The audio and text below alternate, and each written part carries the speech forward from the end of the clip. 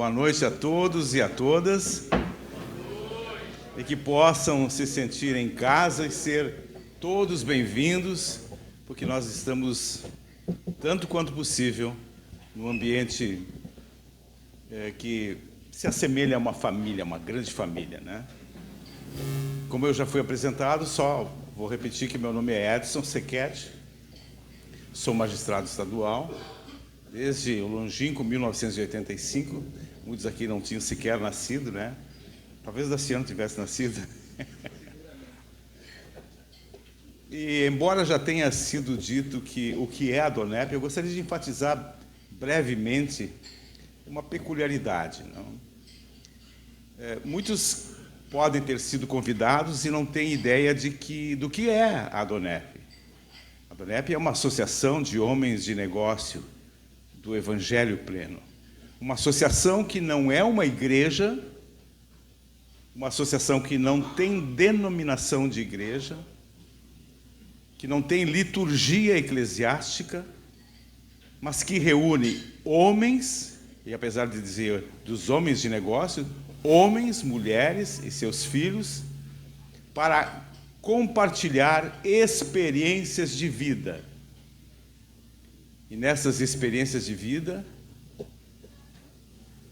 o convidado que palestra tem o objetivo de levar a todos aqueles que ouvem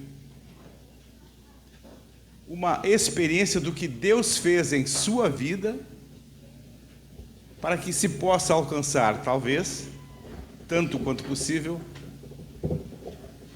o propósito de conscientizar aquele que ouve, no sentido de que aquilo que foi feito no palestrante também pode ser feito no ouvinte. Portanto, não é uma igreja. Não se faz negócios aqui, apesar do nome. Nós apenas compartilhamos experiências de vida, e vejam, o mais importante, de vida com Jesus. Por isso que é do Evangelho Pleno. Evangelho significa boa nova. E nessa dinâmica, eu posso dizer, é por isso que nós, hoje à noite, estamos aqui. Espero que ninguém tenha sido convidado e interpretado de maneira errada o objetivo da nossa presença. Estamos aqui para falar sobre experiência de vida. Todo palestrante da DONEP tem esse encargo. Traz a público suas experiências pessoais.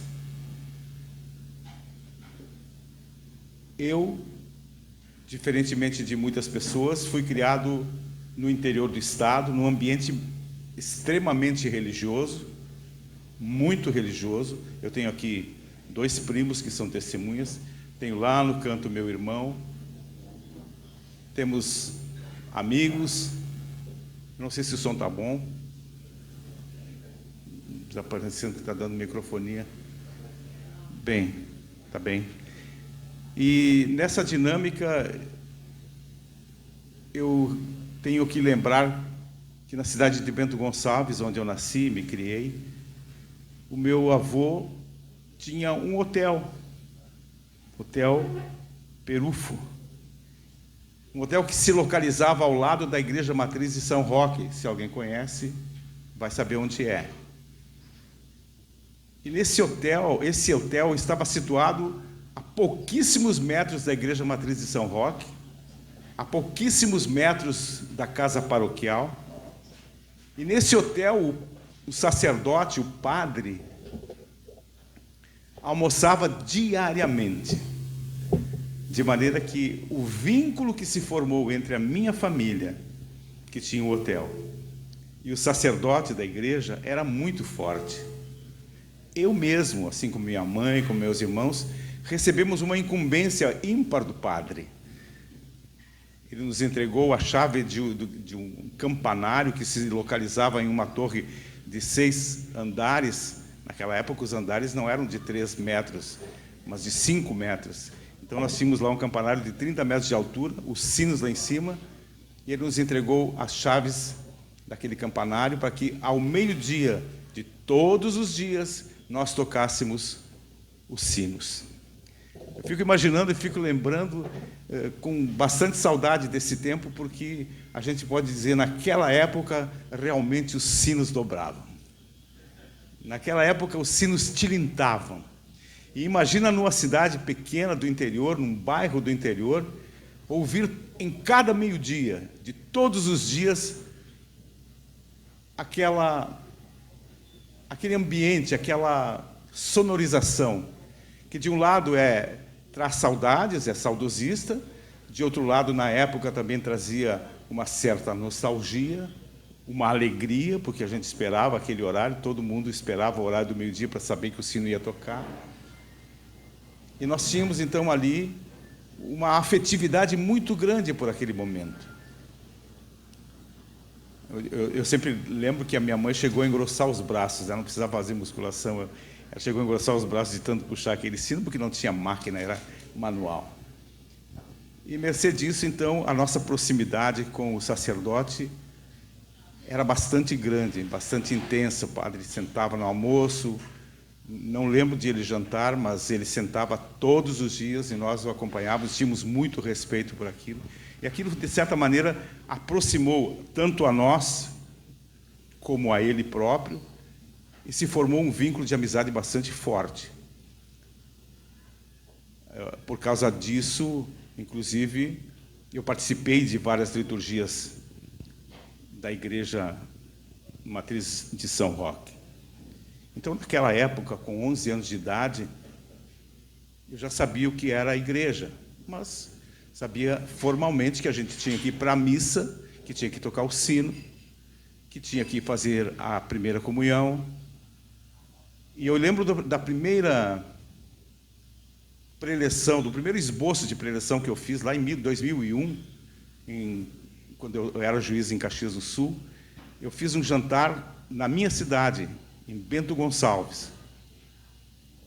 E naquela oportunidade eu me reportei a esse assunto. Eu tinha um programa na rádio, embora já fosse juiz, eu tinha um programa na Rádio Viva de Bento Gonçalves, e como radialista que era, claro que não poderia ter ganhos nem lucros, nada, porque isso é impeditivo para um magistrado, né?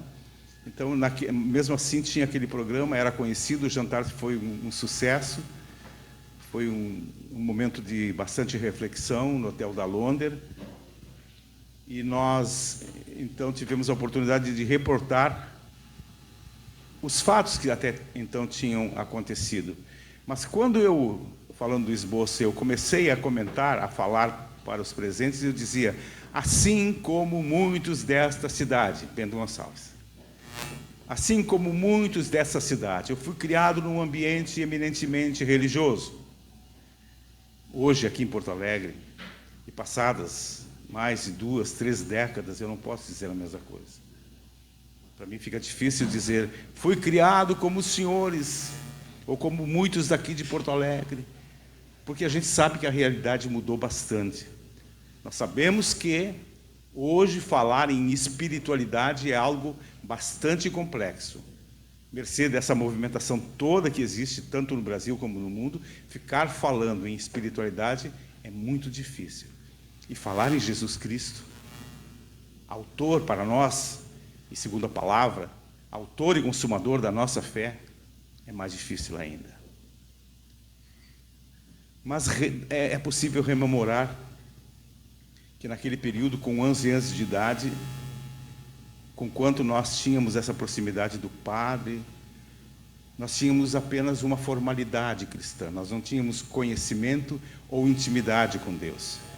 E com 11 anos de idade, o meu pai me chamou e me pediu, vai até, no hotel não tínhamos cigarros, vai até o bar da frente e compra um cigarro chamado Jean Nicot para o pai, que o pai vai para o cinema com um amigo. O cinema ficava a 200 metros de distância. Lembra daquilo, né? Bem pertinho. Eu fui até o bar da frente, do outro lado da rua, voltei, entreguei um maço de cigarros para ele e nunca mais vi meu pai.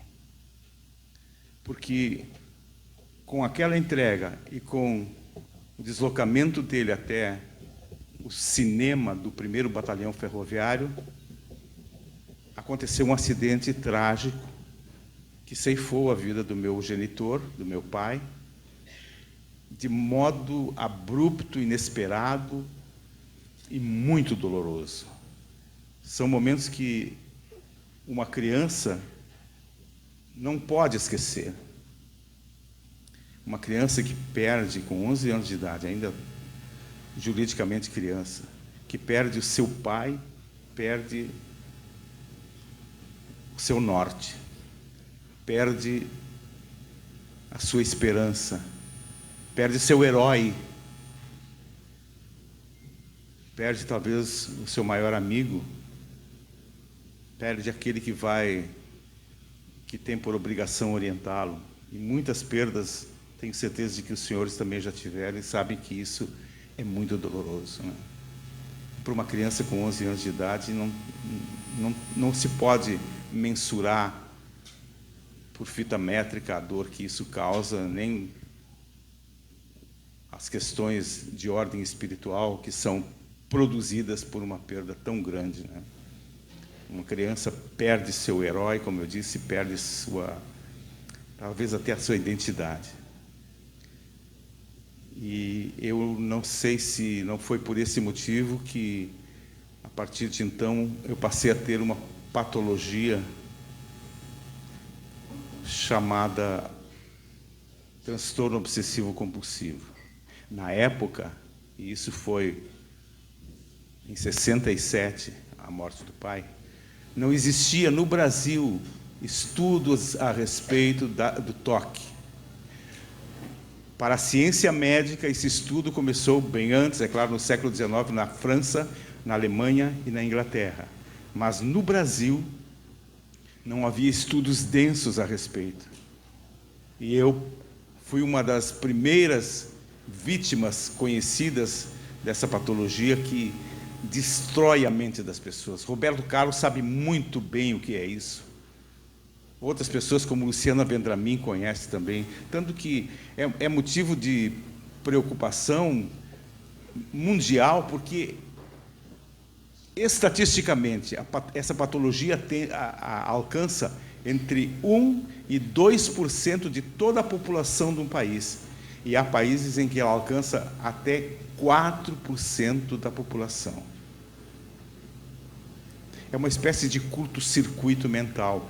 A PUC tem estudos a respeito. O Dr. Izquierdo escreveu já matérias a respeito. A URGS tem também estudos e conclusões a respeito dessa patologia. Então, naquele período, uma das maneiras que aquele jovem, aquele menino de 11 anos encontrou para fugir daquele medo que ele não conhecia, o medo que tomou conta da vida pessoal dele como mais velho, chega no quarto da menina, da irmã, com 9 anos, e diz: o pai morreu. A menina dormindo, minha irmã, fala para o irmão mais do meio, que tinha 7 anos, que está lá na ponta, e diz para ele a mesma coisa, nem entendia. Não tem como contar essa história para um menino de 1 ano e meio, que era o mais novo, mas tem como ver a mãe batendo a cabeça na janela e não aceitando aquela dor. É triste, é doloroso, marca, machuca. Então, talvez por essa razão é que uma das válvulas de fuga foi a própria religião. A oportunidade de estar ali com um padre todos os dias na mesa, de o padre te aconselhar a viver uma vida religiosa, a se aproximar, a participar das liturgias, a ser coroinha, a ser membro do Sagrado Coração de Jesus, com a fita com a qual eu ornamentei o peito do meu pai dentro do caixão, e a começar a conversar com Deus prematuramente, não prematuramente, mas muito jovem, tentando ter a esperança de que o ouvido de Deus, que não está gravado para que não possa ouvir, ele pudesse dizer, ou receber aquela oração de um pequenino para dizer: Senhor, afasta isso da minha família, A morte chegou muito dura para uma família, volto a dizer, com 11, 9, 7 e 1 ano e meio, e a mãe com 32. A morte veio sem perdão, sem constrangimento e machucando muito. Então, volto a dizer, por isso talvez eu tenha iniciado uma dependência de Deus na questão religiosa. Então, naquele período, aquele menino, se pode dizer, era um ser religioso, bem jovem, mas um ser doente também, porque o toque também é uma...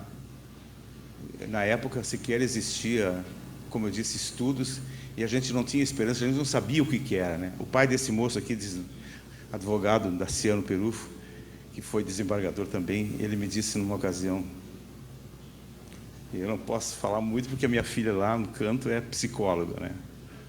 Mas o meu tio disse assim, o médico, ele te dá um tratamento e te diz o senhor está curado, né? Ou não.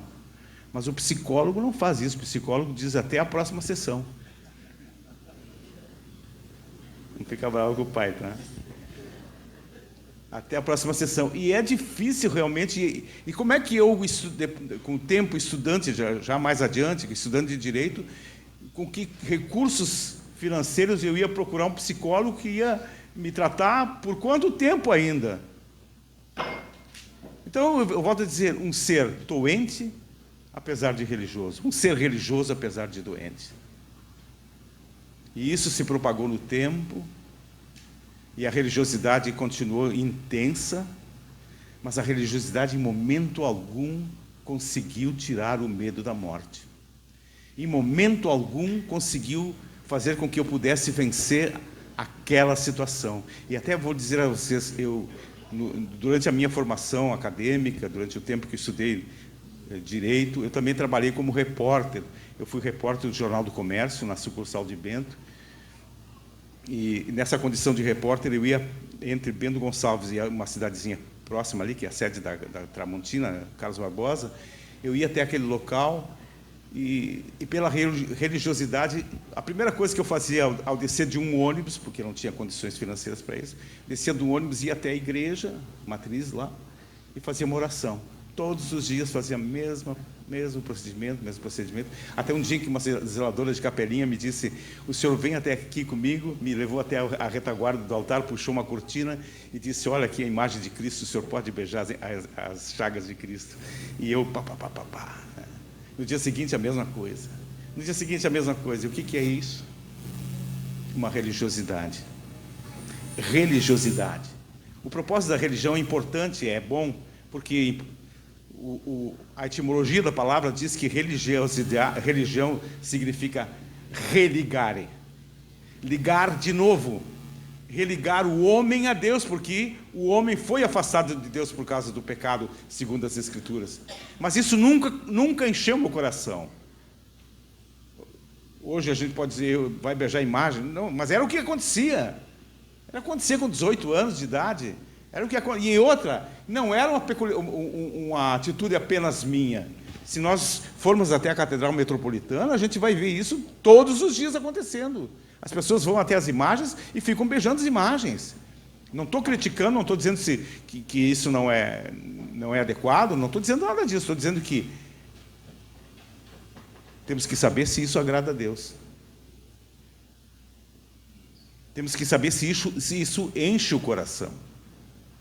Quantas vezes na catedral eu vi isso?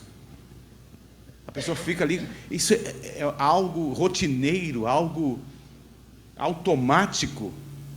Mas onde é que está Deus e onde é que está a intimidade com Deus num ato desses, de tocar numa imagem pensando que o próprio Deus está ali? Deus, quando conversou com uma samaritana na beira do poço de Jacó, ele diz, Deus é espírito e convém que os verdadeiros adoradores o adorem em espírito e em verdade, porque o Pai busca esses adoradores, que o adorem em espírito e em verdade.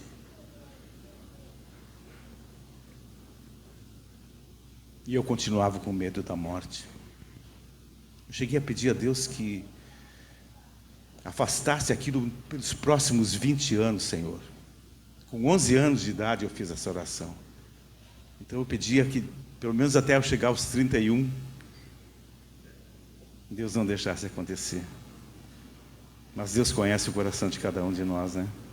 Conhece as nossas necessidades. Sabe o quanto é importante Ele agir. Porque a palavra de Deus diz: pede e receberás. Procura e encontrarás. Bate e a porta se abrirá.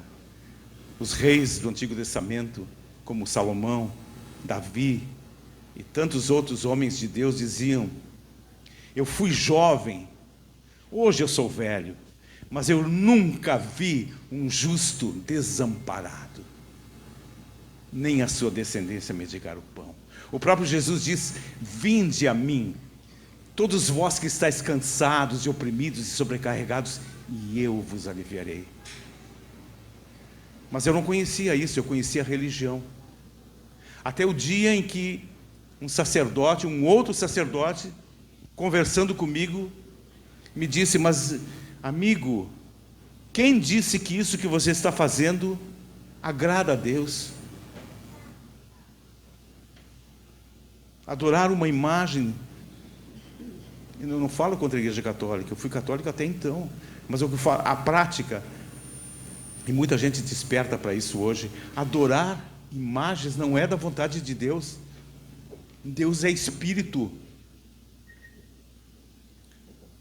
E claro que já nesse tempo fazendo faculdade de Direito eu era mais crítico, mas o senhor me diz onde é que está escrito isso, né? Porque no direito a gente procura, né? Onde é que está escrito isso? Ah, está no Código Civil, artigo tal, ou no Código de Processo Civil, no Código Penal, no Código Tributário. Mas aqui na Bíblia, onde é que está escrito isso? E ele veio direto assim. Êxodo capítulo 20. Ou seja, o que a gente conhece como os 10 mandamentos.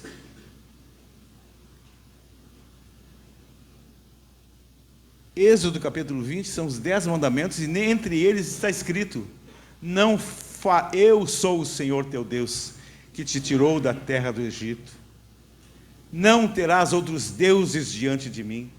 Não farás para ti imagens ou esculturas do que existe no céu, abaixo da terra, abaixo das águas do mar, e não te prostrarás diante delas, porque eu sou o Senhor, teu Deus forte, zeloso e mais ciumento. Deus é ciumento. Deus quer exclusividade. Quando ele falou isso e me mostrou que tinha um texto escrito no livro de Êxodo, eu fui para casa e tentei achar, não consegui, procurei, não tinha experiência de tocar, de ir para a igreja, de tocar aquelas coisas da igreja, mas não tinha experiência de conversar com Deus, não tinha experiência de intimidade com Deus. Você imagina que um filho venha todo dia falando sempre a mesma coisa: pai, isso, pai, eu quero chocolate, pai, eu quero chocolate, pai, eu quero chocolate, pai, eu quero assistir Zé Colheto, pai, eu quero assistir... Não é nada disso. Tem que haver um diálogo entre o filho e o pai. Eu digo, um diálogo entre a criatura e o Criador. E quando nós aprendemos isso, nós temos consciência de que Deus ouve as nossas orações, de que a palavra de Deus diz: vinde a mim todos vós que estáis cansados, oprimidos, e eu vos aliviarei. Pode ser difícil falar para o mundo ali fora sobre isso, tem que ter tempo, mas aqui nesta noite, nesse jantar, é o momento que Deus oportuniza cada um de nós para ouvir a respeito. Ninguém vai sair correndo por não concordar ou concordar com essa palavra. Ninguém vai sair correndo daqui. Mas a partir daquele instante em que se ouve uma palavra dessas, e eu chego em casa e não encontro, eu volto e converso com a mesma pessoa, e a mesma pessoa me diz: Êxodo capítulo 20. Bom, como eu era católico até então, eu lembrei de uma música do Padre Zezinho que dizia assim: um dia uma criança me parou. Alguém lembra? Olhou-me nos meus olhos a sorrir. Vamos lá. Caneta e papel na sua mão, tarefa escolar para cumprir. Quem mais? Alguém lembra mais? E perguntou no meio de um sorriso: o que é preciso Só que ela diz, caneta e papel na sua mão, né? Peguei uma caneta, papel, voltei àquele sacerdote, perguntei, onde é que está escrito que eu não posso adorar imagens? E ele voltou a dizer, no Êxodo capítulo 20. Fui para casa, peguei a Bíblia novamente, procurei e encontrei. E aí encontrei muito mais do que isso. Encontrei que há salmos bíblicos que falam, que repetem, que se uma imagem cair, eu não estou falando de imagem, estou dizendo que a Bíblia diz, que se uma imagem cair sozinha, ela não consegue se levantar. Como é que pode crer, depositar a tua confiança nisso? A nossa confiança tem que estar no Senhor, Criador do céu e da terra. Sabe? Então, esses conceitos foram sendo colocados no meu coração, e a palavra de Deus encontrou lugar dentro de mim, de maneira que eu tomei posse. Veja bem, tomar posse é algo necessário. Tomei posse dessa certeza de que Deus nos ouve e de que Deus quer dar para você e para mim, para minha família, para a tua família, vida plena, ou seja, vida com abundância, vida completa. Deus não quer te dar vida pela metade. Deus não está espreitando uma deficiência, uma fraqueza tua para te derrubar. Deus quer te dar vida com abundância, quer que tu tenhas experiência com Ele e que tu tenhas sucesso, sejas bem-sucedido, bem-sucedida, porque Ele está torcendo, Deus está torcendo por tua vida. E a partir de então, queridos, eu experimentei algo que eu ainda não conhecia. A palavra de Deus diz que aquilo que está escrito é a verdade. O próprio Jesus, na oração sacerdotal de João 17, diz, Pai, a tua palavra é a verdade. No Antigo Testamento, Deus fala com um profeta chamado Jeremias, e ele pergunta para Jeremias, Jeremias, o que tu está vendo? Jeremias responde, eu estou vendo uma vara de amendoeira. Não me perguntem muito a interpretação, só ouçam o que eu quero dizer. Eu estou vendo uma vara de amendoeira. E Deus responde, viste bem, Jeremias, porque eu, o Senhor, velo pela minha palavra, para que ela se cumpra. Deus faz questão de cumprir a palavra. E como foi na minha vida, também pode ser na sua. Porque houve um momento nesse processo todo de amadurecimento espiritual, em que o medo da morte foi substituído pela palavra de Deus, pela certeza de que aquilo que está escrito tem que acontecer. Quer um exemplo? Eu disse, eu não posso morrer antes de ver a Thalita, minha filha, gerar filhos. Não posso morrer antes de ver o Mateus, meu filho, gerar filhos. Por quê? Porque a Bíblia diz, tu verás, Cassiano, os filhos dos teus filhos. Tu verás, Maria Helena, os filhos dos teus filhos. Tu verás, Maria Nilda, os filhos dos teus filhos. Parabéns para a Sabrina que está grávida. Indiscutível que essa palavra tem que se cumprir, porque as promessas de Deus são para nós e para todos aqueles que creem na verdade das Escrituras Sagradas. Deus não é homem para que minta. Até Jô Soares disse isso. Deus não é homem, existe uma coisa impossível apenas para Deus, uma só, mentir. E se aquilo que está escrito na palavra é verdade, então não é mentira. Deus faz questão de provar a sua palavra, a verdade da sua palavra. Então, volto a dizer, o medo da morte desapareceu no momento da morte, que tinha se expressado quando eu perdi meu pai com 11 anos de idade, ele desapareceu quando eu tomei posse daquilo que está escrito na palavra de Deus a respeito da intenção de Deus nos dar vida com abundância. Mas para isso tem que tomar posse dessa certeza. Não adianta ler e deixar a leitura, ler agora e esquece daqui a pouquinho. Tem que tomar posse, é para mim. Quer ver um exemplo? Quem conhece, tem advogados aqui, tem médicos, né? Doutor Vicente.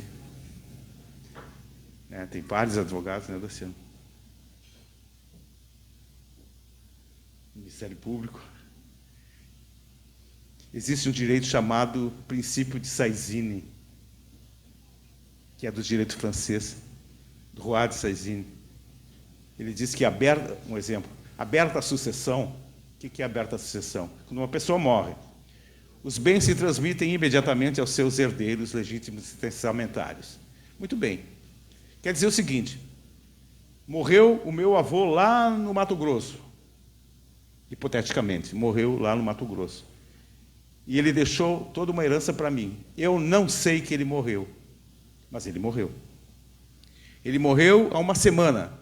No dia da morte dele, os bens dele automaticamente passaram para mim, mas eu não sei que ele morreu. Mas no momento da abertura da sucessão, quando ele morre, os bens já são meus.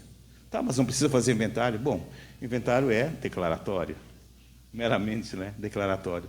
Mas o direito já emergiu naquele momento. Mas alguém pergunta, mas é verdade que lá tem um gado diferente, um pomelo diferente, aquela história toda, né? Eu posso dizer, não sei, porque eu nunca fui lá, porque eu nem sabia que ele tinha falecido, porque eu não sabia que era meu. Mas também eu posso dizer, eu não sei porque não tomei posse. Mas é teu? É meu. Mas como é que não sabe? Porque não tomei posse. E tantas coisas a gente tem direito na vida espiritual e não toma posse e não exerce o direito a essa vida com abundância que Jesus quer nos dar. Por quê? Porque não toma posse. Se é para mim, saúde é para mim. Jesus disse, eu vim para que vocês tenham vida e vida com abundância. Deus diz, eu sou o Senhor que te cura. Eu sou o Senhor que te sara. Deus diz, e tu verás os filhos de teus filhos. Tudo isso é para que aconteça na vida de cada um de nós, desde que nós acreditemos nisso e tomemos posse dessa certeza. É indiscutível que quando nós tomamos posse de algo, aquilo passa a ser nosso. E nós não podemos ter dúvida quanto a isso, porque a dúvida gera afastamento, a dúvida gera incerteza e não traz a bênção. Quando Jesus aparece caminhando sobre o mar, e Pedro vê Jesus na madrugada assim, se assusta e Jesus disse a ele, sou eu, não temam. Pedro diz, Senhor, se és tu, manda eu ir contigo. Então Jesus diz, vem. Pedro começa a caminhar, mas ele olha para as circunstâncias, né? Ele vê o vento soprar. Imagina, de madrugada, o Pedro caminhando em cima da água, ele disse, mas, cara, isso não é possível, eu não posso estar caminhando, isso não existe. Fisicamente não existe, humanamente não existe nada disso.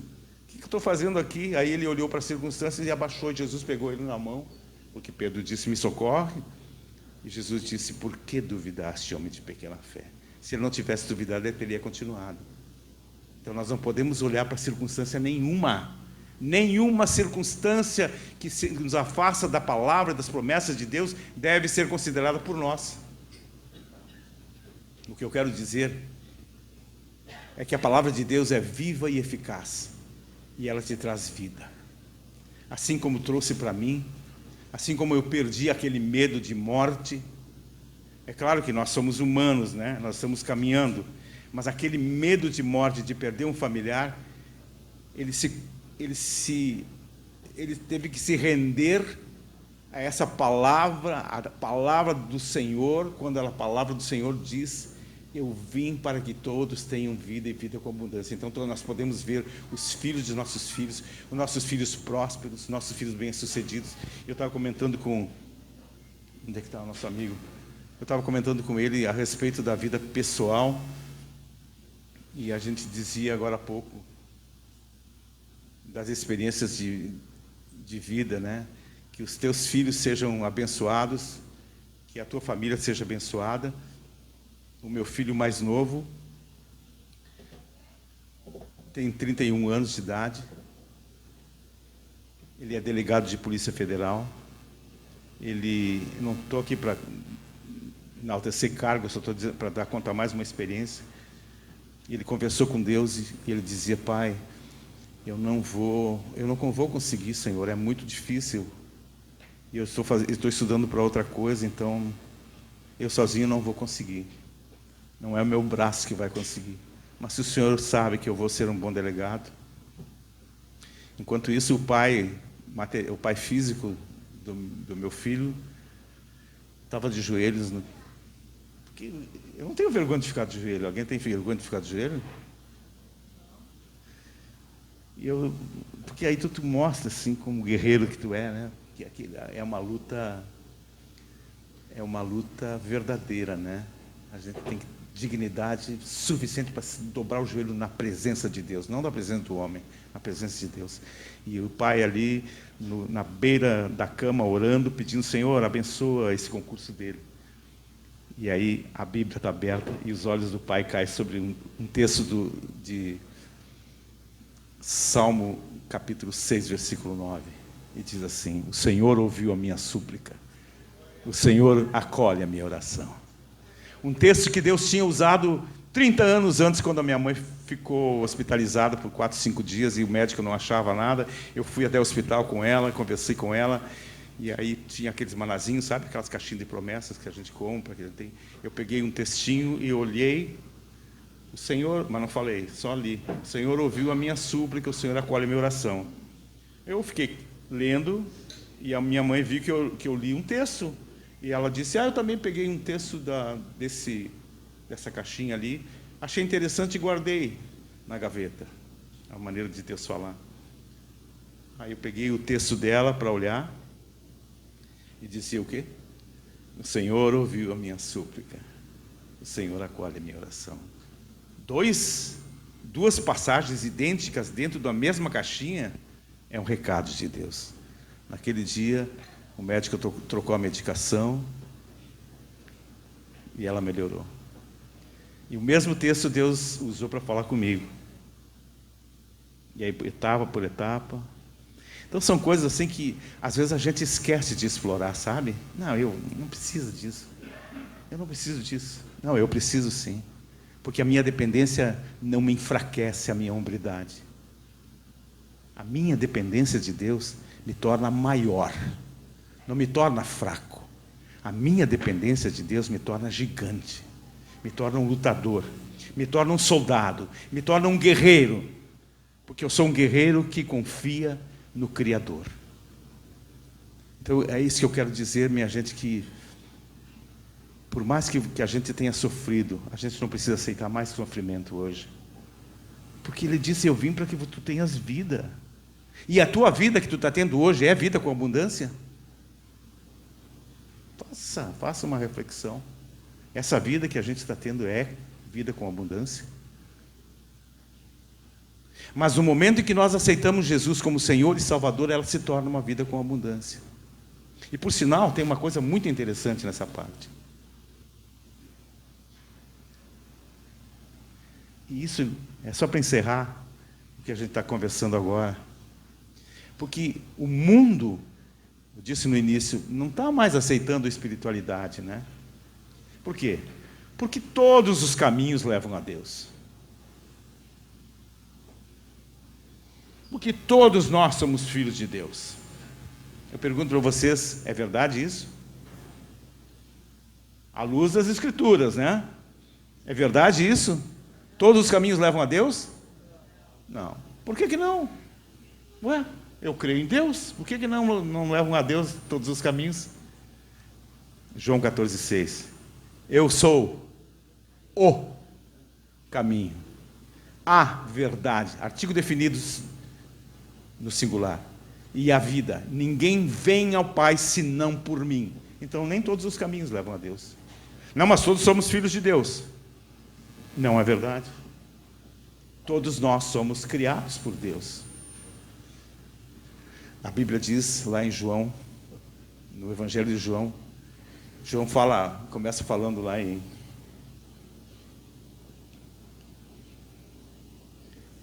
no Evangelho de João, ele diz em grego: in archein hologos, kai hologos in prostonteon, kai theos in hologos. No princípio era o Verbo, e o Verbo estava com Deus, e o Verbo era Deus. Todas as coisas foram feitas por Ele, sem Ele nada do que existe se fez. Ele era a luz dos homens, e a luz resplandeceu nas trevas, mas as trevas não o compreenderam. Mas a todos quantos o aceitaram, Deus deu a eles o poder de serem feitos filhos de Deus. Então, nem todo mundo é filho de Deus. A todos os que o aceitaram, todos os que receberam, todos os que reconhecem Jesus Cristo como Senhor e Salvador, Deus deu a estes o poder de serem feitos filhos de Deus. E a herança vai para quem? No direito normal aqui, para quem vai a herança? Então as heranças do Senhor também são para os filhos. Aquele que vem a mim, de maneira alguma o lançarei fora. O filho é o herdeiro natural. E se a todos os que receberam, Deus deu a eles o poder de serem feitos filhos de Deus, eu pergunto de novo, todos são filhos de Deus? E o que precisa ser filho de Deus? Para ser filho de Deus? Aceitar Jesus. Bem, e agora então eu quero fazer uma proposta para vocês. É algo muito simples, não precisa passar no cartório, não precisa passar em tabelionato, não precisa passar em lugar nenhum. Para ser feito filho de Deus, Deus abriu a porta de uma maneira escancarada, muito simples, dizendo: a todos os que o receberam. Então basta que nós o recebamos, basta fazer uma oração, nós vamos fazer agora, eu convido vocês a fazerem, em palavras muito simples, mas que tem uma repercussão tremenda na eternidade, uma repercussão tremenda no céu. Quando nós dizemos: Senhor Jesus, eu te aceito como meu Senhor. Eu aceito aquele sacrifício na cruz, porque todo mundo acredita que Jesus fez o sacrifício na cruz. Mas no momento que eu digo: eu te aceito como meu Senhor e meu Salvador, o meu nome instantaneamente é escrito no livro da vida e eu me torno filho de Deus. Acreditam nisso? Podemos fazer essa oração? Eu quero convidar que vocês baixem a cabeça então e que nós possamos repetir juntos uma oração muito simples, mas como eu disse, com uma repercussão tremenda para toda a eternidade. E pode dizer comigo, por favor: querido Jesus, depois de ouvir essas pequenas palavras, eu reconheço que eu preciso do Senhor.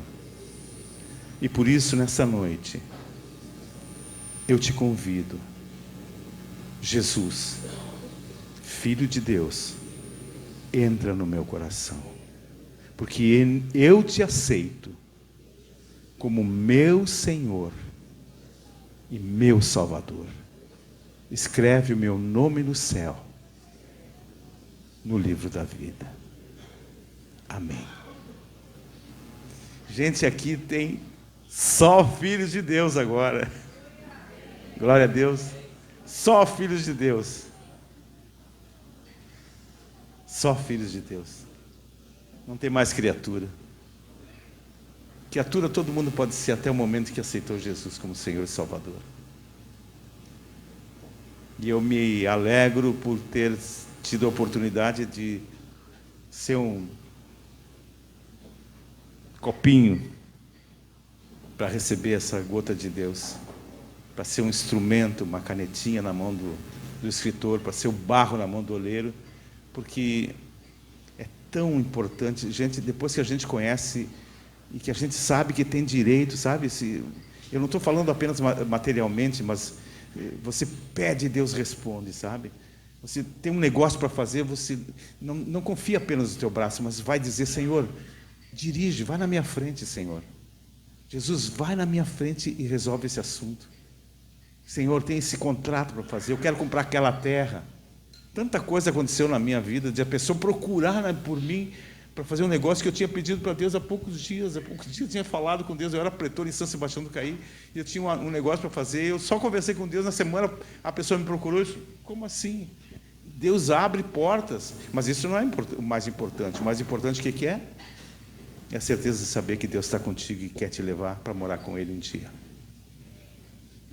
Amém? Amém? Deus abençoe a todos. Muito obrigado por ter me ouvido, por ter tido paciência. Espero que não tenha decepcionado ninguém, porque eu sei que nós temos responsabilidade perante Deus. Eu só quero dizer que isso aqui, gente, isso que eu reportei a vocês, começou em 1980. Já são, embora eu não pareça ter essa idade, são 44 anos de vida cristã. Não se abre mão, porque nós sabemos em quem temos confiado. Como diz a palavra, Nós sabemos em quem temos crido. Deus abençoe vocês. Vocês vão dormir muito bem essa noite. Deus vai cuidar de cada um, da saúde também, em nome de Jesus. Deus abençoe.